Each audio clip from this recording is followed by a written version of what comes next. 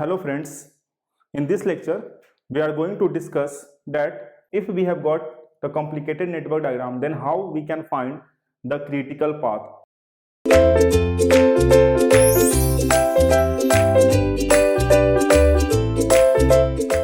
You already know what is a critical path. I have told you in the previous lectures that a critical path is the path which will consume the highest time. A critical path is the path which will consume the highest time. Okay, so a network diagram is already drawn on the board, so you have to find the critical path. Okay, you have to find the critical path. I know that you all are capable of finding the critical path by just looking at the network diagram, but now we will do it in a different approach, because in the upcoming lecture you will get to know that why we are going to find in this manner. Okay, so a network diagram is already given and we are going to approach a new method. Okay, we are going to approach a new method to find the critical path in the given network diagram. So what I am doing, it is a two-step process. Okay, it is a two-step process to calculate the critical path. Okay, it is a two-step process. So I am just going to tell you how we can find it out. The first method is forward computation. The first method is forward computation. Okay, the first method is forward computation. In forward computation, what we will do, we will just move in a forward direction. We will just move in a forward direction from the node 1 to node 6. We will move in a forward direction from node 1 to node 6.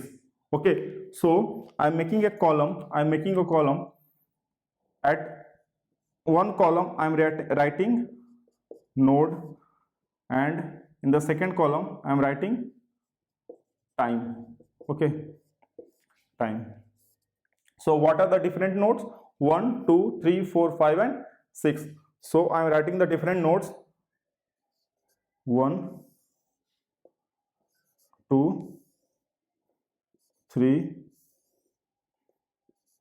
4, 5 and 6. Okay, now our first node is node number 1. Our first node is node number 1. So just go to the node 1. Just go to the node 1, and when you are at node 1, then you will start the activity A, B and D. You will start the activity A, B and D simultaneously. Okay, because there are no any precedence to A, B and D. So when you are at node 1, you are going to start the activity A, B and D. So if I ask you that what is the time in which you are going to start the activity A, B and D, so you will just say that the time taken will be 0. Okay, the time taken will be 0. So just write 0 in front of node 1. Okay, just write 0 value in front of node 1, because no time will be taken when you are going to start the activity A. Okay, you are just going to start it today. So the time taken is 0. Now the next node is node 2. How you can reach node 2? In a forward direction you have to move. So when you will move in a forward direction, so there is only one way possible to move at node 2 from node 1 with the help of activity A. When you will complete the activity A, then you will just reach at node 2. So what you have to do, when you have to move in a forward direction, so you have to just add the values, that is 0 plus 2. You have to just add the values. Forward means you have to just add the value. So when you are at node 1, the time is 0. When you reach at node 2, so 0 plus 2 you will get 2. 0 plus 2 you will get 2 days. So in front of 2 I am writing 2. Now the next node is node 3. The next node is node 3, you have to keep moving in a forward direction. So how you can reach at node 3? From 1 to 3 you can reach via activity D. So you have to complete the activity D to reach at node 3. So what is the time here? 0. 0 plus 4, what will be the time? It will be 4. So just write 4. So just write 4 in front of 3. Okay, the time taken will be 4 days when you reach the event 3. Now the next node is 4. Now the next node is 4. So how will you reach at node 4? You can reach in two ways, either from event 2 to event 4, or either directly from 1 to 4. Okay, just by completing activity B you can reach at 4, or you can complete the activity A and B both, then you will reach C. So there are two ways to reach at 4. So what is the time when you move along this path 1 to 2 and then 4? Then the time will be 0 plus 2, that is 2, and 2 plus 8, it will be 10. So time taken is 10.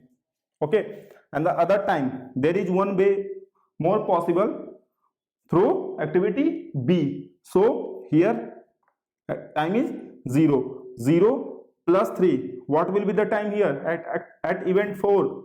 0 plus 3 will be 3. So I can say that there are 2 times possible, but you cannot reach it in 2 times. You have to only consider a single value of time. So one of the steps is when you are doing the forward computation, you have to take maximum value. When you are doing forward computation, you have to take the maximum value. So you have to take the maximum value of 3 and 10, and the value will be 10. Okay, the value will be 10. So you have to write 10. You have to write 10 at event 4. Now the next event is event 5. So how can you reach the event 5? Either completing activity E directly from 4 to 5 via E. So the time taken will be 10 plus 7, 17, or you can reach the event 5 with the help of activity F from 3 to 5 with the help of activity F. So 4 plus 6, 10, and 10 plus 7, 17. Again there are 2 times possible. So you have to write what? Maximum of 10 and 17. So what will be the value? Maximum is 17. In forward computation you have to take the maximum value. So here you will write 17. Now the last event is event 6. So you can reach it from directly 5th to 6th by completing activity H. So 17 plus 9 will be 26, and the second one is 2 plus 10 is 12. So again two value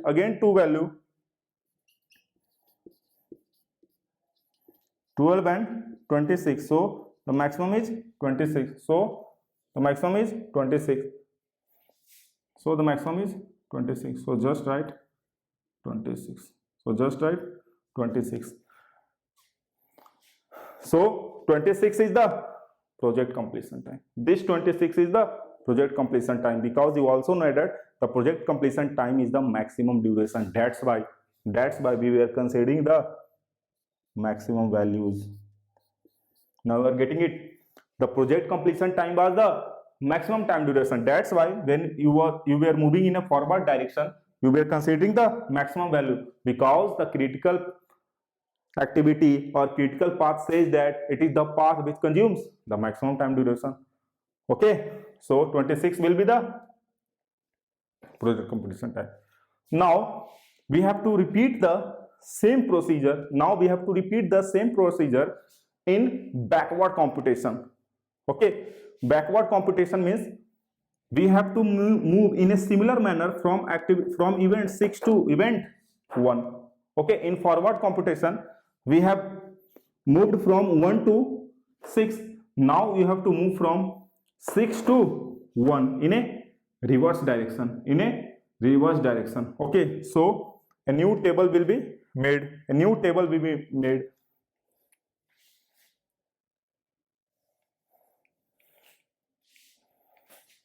This will be backward. Now we are moving for backward computation. Okay, so just write the node and you have to write it in a reverse manner. So starting from node 6, 6, 5, 4, 3, 2 and 1, and there is time interval. There is time interval for each node. Okay, time interval for each node. So the last time was 26. So when you will start from 26, so the last time was 26. So when you will start from node 6, so when you will start from node 6, the time is 26. Okay, the time is 26. So the time at node 6 was 26 days. From 6 you have to move to 5. From 6 you have to move to 5, and there is only one way possible. There is only one way possible, via activity H. So now you are moving in a reverse direction. So what you have to do, you have to just subtract the value 26 minus 9, this red color value, minus the activity completion time. 26 minus 9, we will get 17. Okay, in forward computation you were adding, but in this backward computation you will subtract the value 26 minus 9, that you will get 17. Okay, just write here 17. Now we will move to node 4 in a reverse direction, and there is only one way possible, via activity E. So this red color value 17 minus 7, what you will get? You will get only one value, and that is 10. So write here 10. Write here 10. Now from 4 you will come to event 3. So there is only one way possible, 17 minus 6, what you will get? 11.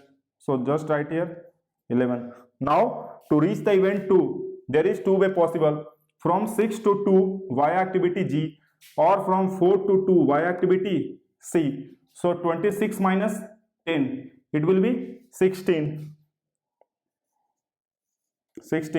or 10 minus 8, what is the time? 2.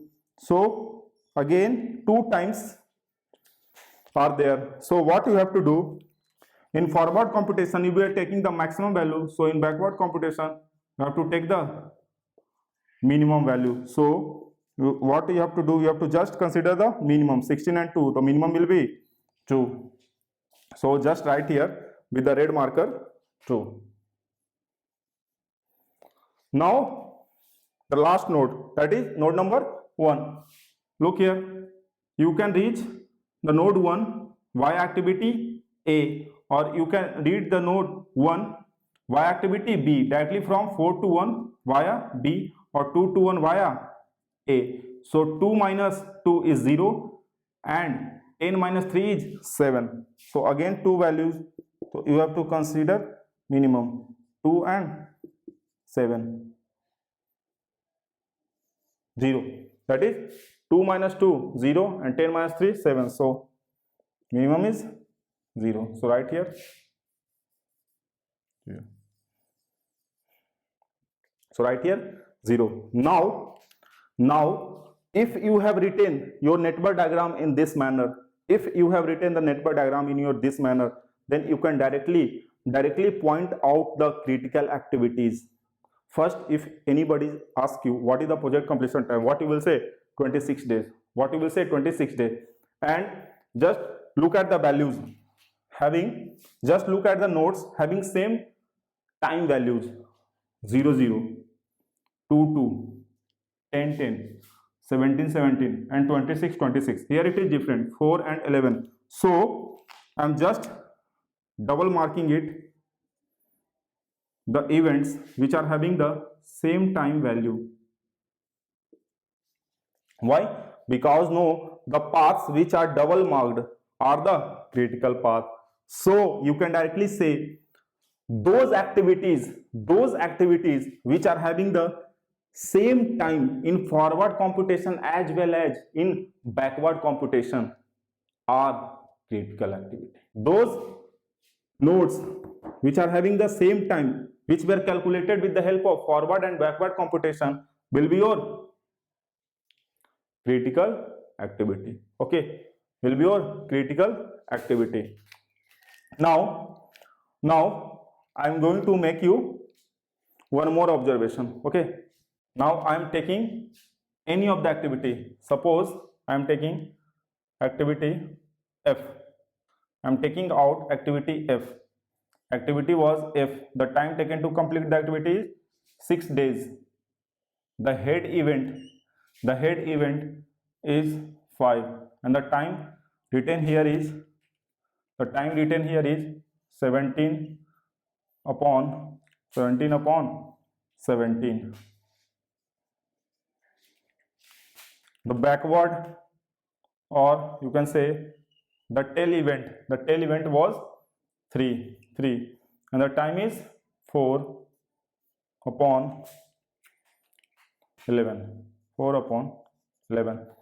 So if I ask you that whether F is a critical activity or not, then you will say no.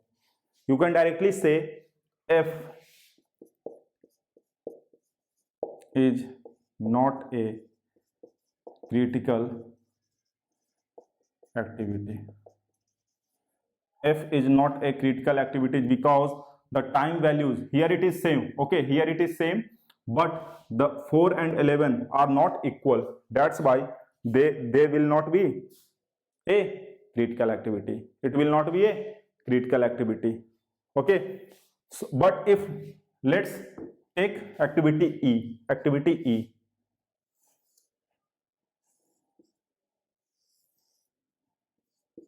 The time taken to complete the activity E bar 7, tail event 4, head event 5, and it was 17 forward, and it was also 10. It is also 10 the backward, and it is also 17 the backward. Look here, just look here. If I am asking you whether this activity is a critical activity, you will say yes. E is a critical. E is a critical activity because both the time at both the nodes or both the events are same. And just look here, it is double marked. It means it is a critical activity. So I am generalizing it. Okay, I am generalizing it.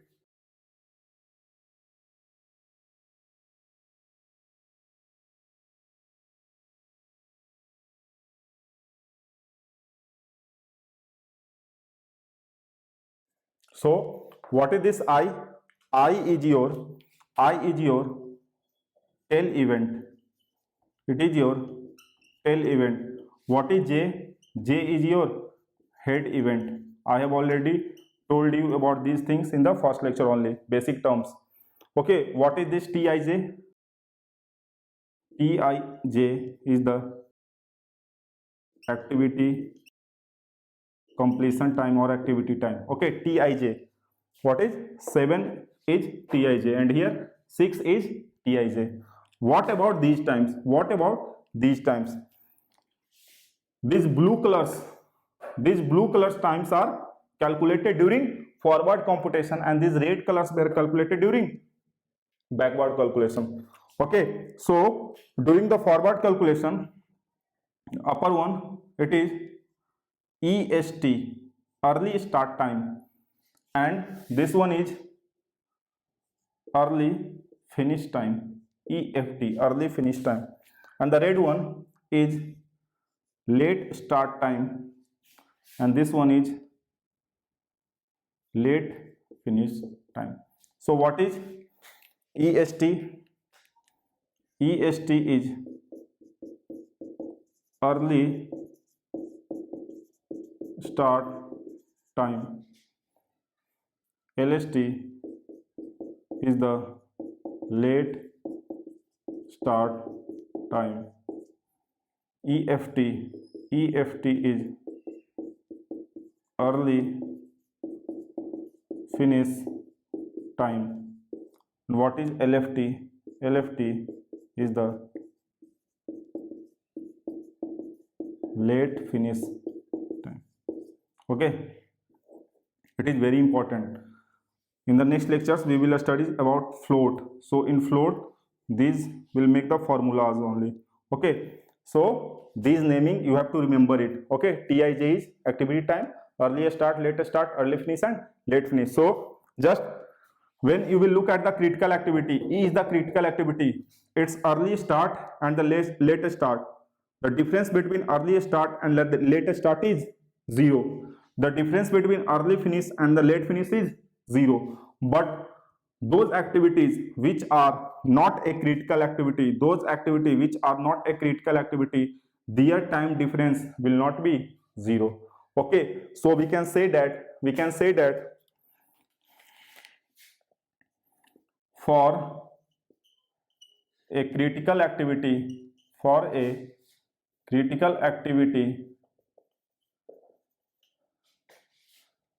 the difference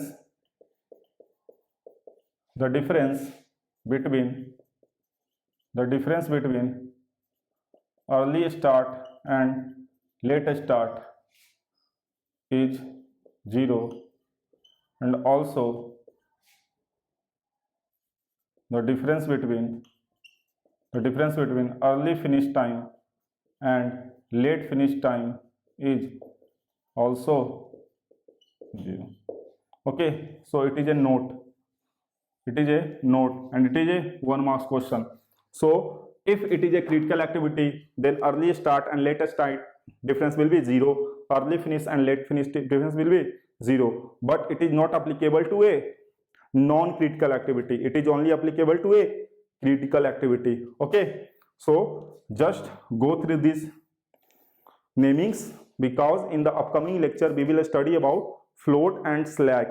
So in detail we will again look at these topics about EST, LST, EFT and LFT, and they will really make a confusing formulas, but I will tell you a shortcuts. I will directly tell you shortcuts. Just by looking at them you can directly answer, okay, in the examination. So just revise it. Thank you.